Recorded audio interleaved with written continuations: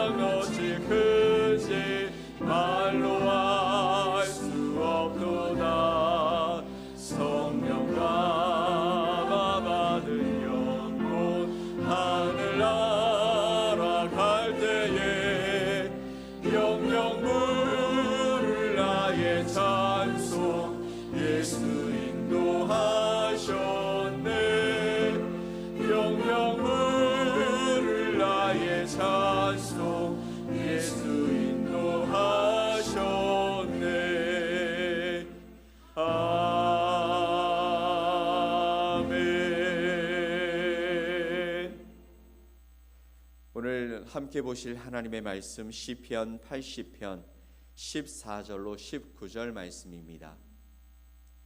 시편 80편 14절로 19절 말씀을 우리 함께 보겠습니다.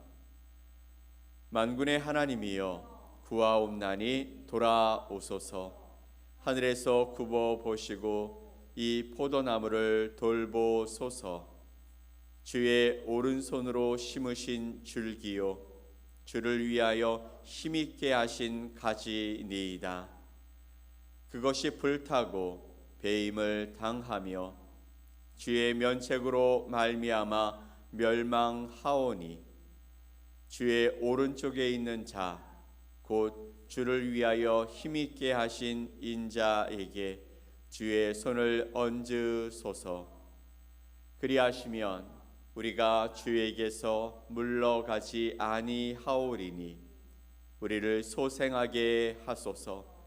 우리가 주의 이름을 부르리이다. 만군의 하나님 여호와여, 우리를 돌이켜 주시고 주의 얼굴의 광채를 우리에게 비추소서. 우리가 구원을 얻으리이다. 아멘. 오늘 시편 80편 말씀을 통해 깨진 인생에 비추시는 하나님의 얼굴이라는 제목으로 여러분과 하나님의 말씀을 함께 나누겠습니다. 오늘 우리는 시편 80편의 말씀 앞에 섭니다. 마치 깨어진 거울처럼 각자의 상처와 또 좌절을 안고 있는 우리에게 하나님의 얼굴은 부서진 조각 사이로 스며드는 한 줄기 따스한 햇살과 같습니다. 그 얼굴빛은 단순한 빛이 아니라 하나님의 임재를 나타내고 또 우리의 연약함 위에 쏟아지는 하나님의 은혜의 눈길인 것입니다. 그래서 오늘 시편 기자는 19절에서 이렇게 말합니다. 만군의 하나님 여호와여, 우리를 돌이켜 주시고 주의 얼굴의 광채를 우리에게 비추소서. 우리가 구원을 얻으리이다. 아멘. 우리에게 주의 얼굴의 광채를 우리에게 비추어 주소서. 우리가 구원을 얻으리이다 라고 외쳤습니다. 바로 이 시편 기자의 그런 외침처럼 우리도 이 아침에 그분의 자비하신 시선을 경험할 수 있기를 간절히 소망합니다. 우리의 삶 속에 하나님의 구원이 임하고 하나님의 임재가 함께하며 하나님의 시선이 우리의 삶을 바라보시는 놀라운 은혜를 경험하면서 우리의 삶 속에 깨지고 또 좌절하고 낭망한 이 모든 삶 속에 바로 하나님의 생명이 우리의 삶의 구석구석 불어넣어짐으로 말미암아 회복의 빛을 경험하는 저와 여러분 되시기를 예수 그리스도의 이름으로 간절히 축원을 드립니다. 오늘 시편 80편에 있는 말씀 속에 1절로 7절 말씀을 보면 하나님이 우리의 목자 되신다라고 말씀하고 있습니다. 시편 80편은 이스라엘 백성이 깊은 고난 속에서 하나님께 부르짖는 공동체의 애가였습니다. 슬픔의 노래였다라는 것이죠. 시인은 하나님을 향해서 이스라엘의 목자 되신 주님이라고 고백합니다. 1절 말씀을 보면 이렇게 말씀하시죠. 요셉을 양떼같이 인도하시는 이스라엘의 목자여, 귀를 기울이소서. 그룹 사이에 좌정하신 이여, 빛을 비추소서. 아멘. 요셉을 양떼같이 인도하시는 이스라엘의 목자여. 여기서 요셉은 이스라엘 백성들을 이야기하는 것이죠. 바로 양떼같이 인도하시는 목자 되신 하나님이여, 귀를 기울여 주소서. 그룹 사이에 좌정하신 이여, 당신의 빛을 우리에게 비춰 주소서라고 고백하고 있는 것입니다. 양을 인도하는 목자가 보이지 않을 때 양들이 느끼는 그 불안과 방황이 어떠한지를 이야기하고 있는 것이죠. 이스라엘은 적들의 침략과 또 멸망의 위협 속에서 눈물을 양식으로 삼고 원수들의 조롱을 견디며 고통받고 있었습니다. 그들은 하나님께 구원을 간구했습니다. 하지만 그 응답이 없어 보이고 있는 것이죠. 그러나 시인은 절망 속에서도 하나님을 향한 희망의 기도를 멈추지 않습니다. 3절과 7절과 19절 말씀을 보면 반복되는 후렴구가 나오는데 바로 이것이 시편 80편의 핵심 메시지입니다. 우리 3절, 7절, 19절 말씀을 함께 읽어보겠습니다.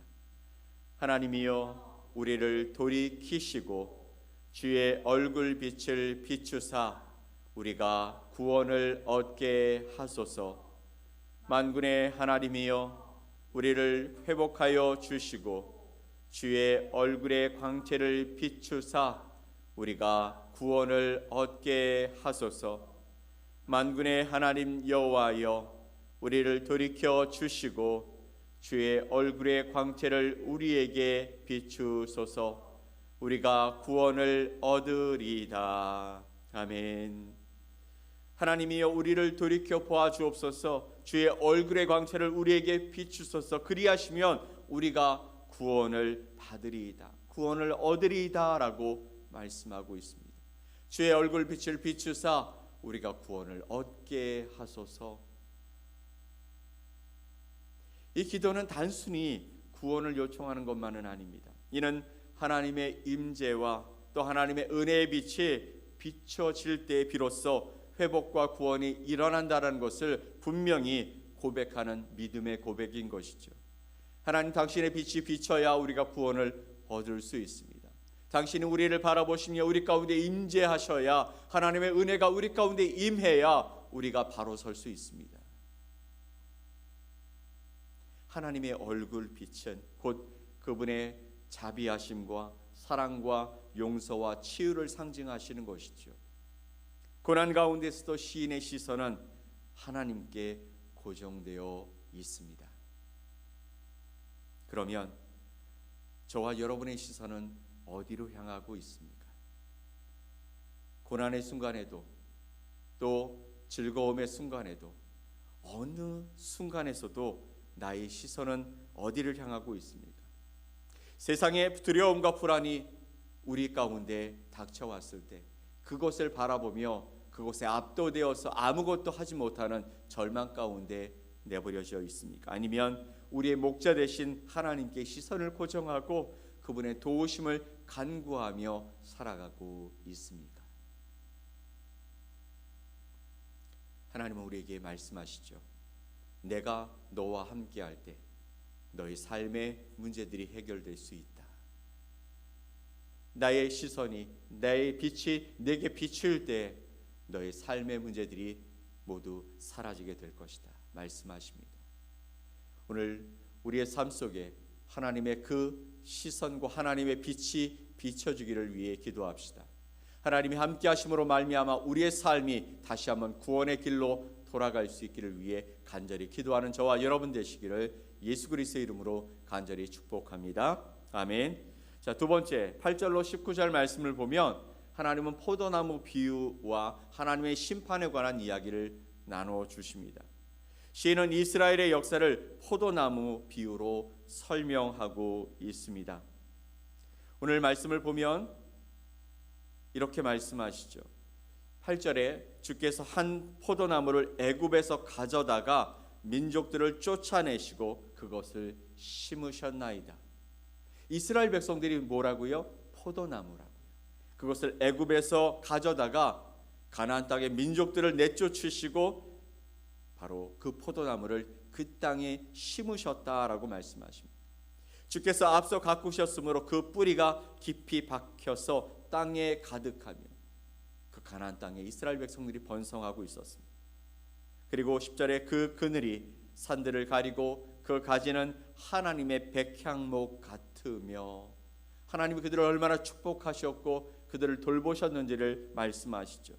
그리고 11절 그 가지가 바닥까지 뻗고 넝쿨이 강까지 미쳤거늘 12절에 주께서 어찌하여 그 담을 허시사 길을 지나가는 모든 이들이 그것을 따먹게 하셨습니까? 13절에는 숲속의 멧돼지들이 상해하며 들짐승들이 먹습니다. 심지어는 들짐승까지 먹게 하셨습니다. 그리고 14절에 만군의 하나님이여 구하옵나니 돌아오소서. 하늘에서 굽어보시고 이 포도나무 이스라엘 백성들을 돌보소서라고 고백하고 있는 것이죠. 하나님은 이스라엘을 애굽에서 구원하셨고 가나안 땅에 포도나무로 심으셨습니다. 이 포도나무는 뿌리를 깊이 내리고 가지를 넓게 펼치며 번성했습니다. 이는 하나님의 세심한 돌보심과 은혜로 말미암아 이루어진 복이었습니다. 그러나 이스라엘은 하나님이 기대하시는 열매, 곧 믿음과 순종과 의의 열매를 맺지 못했다라는 것이죠. 이 하나님은 포도원의 담을 허시면서 들짐승 즉 그 주변의 대적들이 들어와 포도원을 짓밟게 하셨다라는 것이죠. 이는 하나님의 심판이었습니다.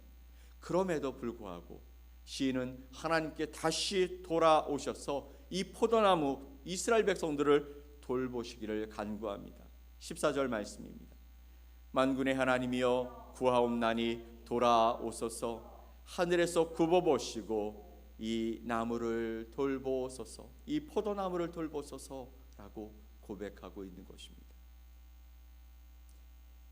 시인은 하나님의 아들 곧 메시아를 통해 이스라엘이 회복될 것이라는 소망을 가지고 있었죠.